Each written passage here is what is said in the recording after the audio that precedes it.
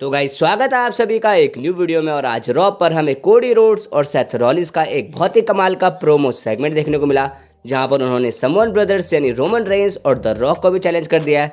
तो क्या क्या वहां पर बातें हुई, उन सारी चीज़ों के बारे में इस वीडियो में बात करेंगे। तो ये वीडियो काफ़ी ज़्यादा इंटरेस्टिंग होगी, वीडियो में एंड तक बने रहिए। तो मेरा नाम है अमन, आप देख रहे हैं रसल बग। तो चलिए वीडियो को शुरू करते हैं।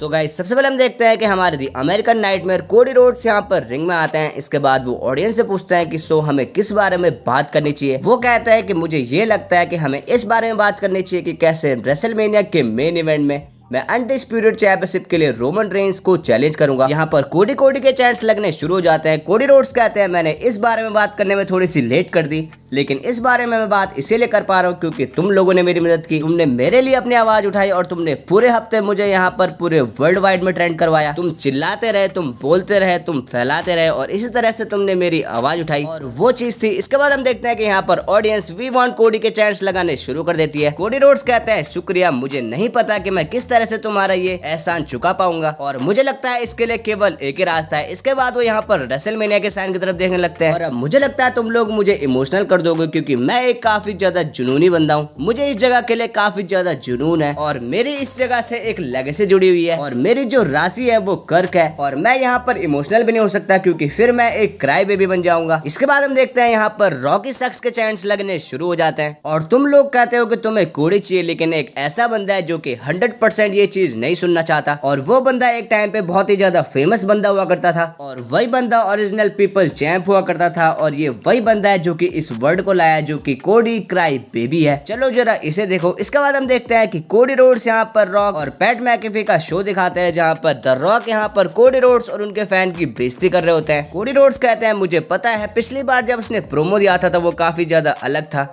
और कई लोग तो यहाँ पर उस वाले बंदे को यहाँ पर मैच ही नहीं कर पा रहे होंगे। कोडी कहते हैं ये मत सोचो कि मैं रॉक का फैन नहीं हूँ, मैं भी एक टाइम पर रॉक का फैन था और मुझे लगता है हम में से हर कोई कभी न कभी रॉक का फैन रहा होगा। लेकिन एक चीज जो रॉक ने सही नहीं की वो ये है कि उसने मेरी बात नहीं सुनी और प्रेस कॉन्फ्रेंस में मैंने उसकी फैमिली के बारे में कुछ भी गलत सलत नहीं बोला, लेकिन फिर भी उसने मेरे थप्पड़ मारा और सभी के सामने मारा और रॉक ने मेरे चेहरे पर थप्पड़ मारा। इसका मतलब समझ जाओ कि मैं भी उसे वापस मारने वाला हूँ। जब तक कोडी रोड्स इतना कहते हैं तभी वहाँ पर सेथ रॉलिंस का भी थीम सॉन्ग बज जाता है और वो भी यहाँ पर रिंग में आ जाते हैं। सेथ रॉलिंस के आते ही ऑडियंस उनका गाना गाने लगती है। कोडी रोड्स कहते हैं कि मैं तुम्हारी दाद देता हूँ, लेकिन इससे पहले हम कुछ शुरू करें मैं तुम्हारा शुक्रिया अदा करना चाहूंगा प्रेस कॉन्फ्रेंस के लिए। सेथ रॉलिंस कहते हैं कि मैं और क्या ही कह सकता हूँ, तुम्हारा बहुत बहुत स्वागत है। सेथ रॉलिंस कहते हैं पहली बात तो ये कोडी कि जितना मैं चाह रहा था कि तुम मेरी चैंपियनशिप के लिए यहाँ पर लड़ो, अब मैं तुम्हारे डिसीजन को समझ चुका हूँ। मैं समझ गया तुमने रोमन रेंस को पिक क्यों किया और मैं समझ गया कि तुम्हें रोमन रेंस की चैंपियनशिप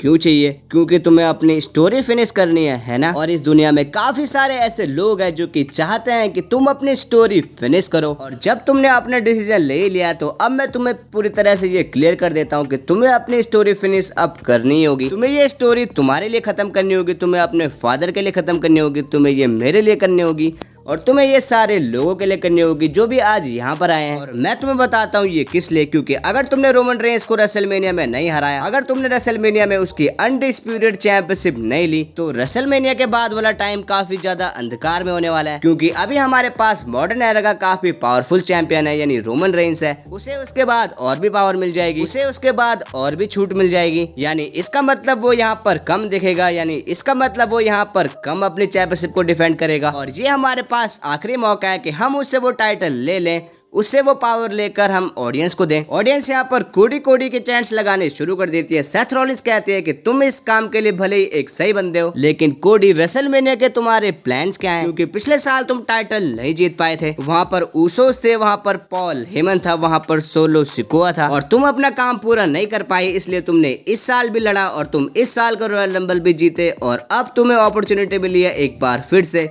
रोमन रेंस को फेस करने के लिए। और चीजें बिल्कुल वैसे ही हैं जैसे कि पिछले साल थी, लेकिन इस साल मुश्किलें और भी बढ़ चुकी हैं क्योंकि इस बार तुम केवल Paul Heyman, Jimmy Uso, solo Sikoa से नहीं लड़ने वाले, बल्कि तुम्हारा सामना एक काफी बड़े स्टार से होने वाला है और मैं यहाँ पर बात कर रहा हूँ द रॉक की। इसके बाद यहाँ पर रॉकी सक्स के चांस लगने शुरू हो जाते हैं और मैं तुम लोगों से एग्री करता हूँ, इसीलिए कोडी मैं यहाँ पर इसीलिए आया हूँ और मैं तुमसे ये कहना चाहता हूँ कि तुम्हें ये लड़ाई अकेले नहीं लड़नी होगी। और हम दोनों काफी बार आमने सामने आए हैं और कुछ हफ्तों पहले तुमने रोमन से कहा कि तुम केवल रोमन से उसकी चैंपियनशिप नहीं लेना चाहते बल्कि उसका सब कुछ लेना चाहते हो और मैं भी बिल्कुल ऐसा ही सोचता हूँ और वो चीज मुझे काफी ज्यादा अच्छी लगी और इसीलिए जब प्रेस कॉन्फ्रेंस में रॉक ने तुम पर हाथ उठाया तो मैं तुम्हारे साथ खड़ा हो गया था, क्योंकि मैं रोमन रेंस और द रॉक जैसे लोगों से काफी ज्यादा परेशान हो चुका हूँ। और ये फालतू लोग जो ये सोचते हैं कि ये कुछ भी कर सकते हैं और वो कोई भी डिसीजन ले सकते हैं, उन्हें कोई भी दिक्कत नहीं होगी। और मैं काफी ज्यादा उब चुका हूँ इन चीजों से कि वो लोग इससे बच भी जाते हैं। और मैं तुम्हें एक चीज बताना चाहता हूँ, जो रोमन रेंस आज बंदा है उसमें कहीं ना कहीं मेरी भी गलती है। लगभग 12 साल पहले हम इन सीढ़ियों से नीचे आया करते थे, हम वेस्ट पहना करते थे और हम बिल्कुल भाइयों जैसे थे और मैंने उसे हर चीज सिखाई जो कि मुझे आती थी।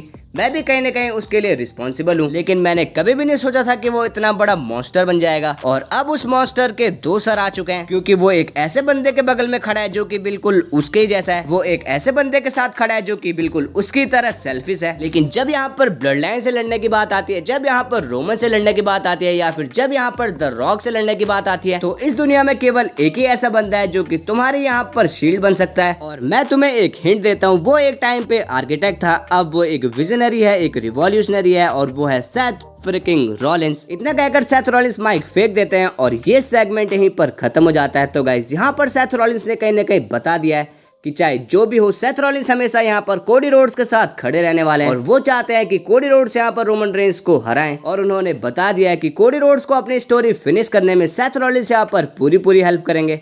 बाकी गाइस यही था आज का सेथ रॉलिंस और कोडी रोड्स का प्रोमो सेगमेंट, जो कि हमें मंडे नाइट रॉ के दौरान देखने को मिला। बाकी आज की वीडियो बस यहीं तक थी। वीडियो पसंद आई हो तो वीडियो को लाइक कीजिए, चैनल को सब्सक्राइब कीजिए। मिलते रहेंगे ऐसे इंटरेस्टिंग वीडियोस के साथ, तब तक के लिए बाय बाय।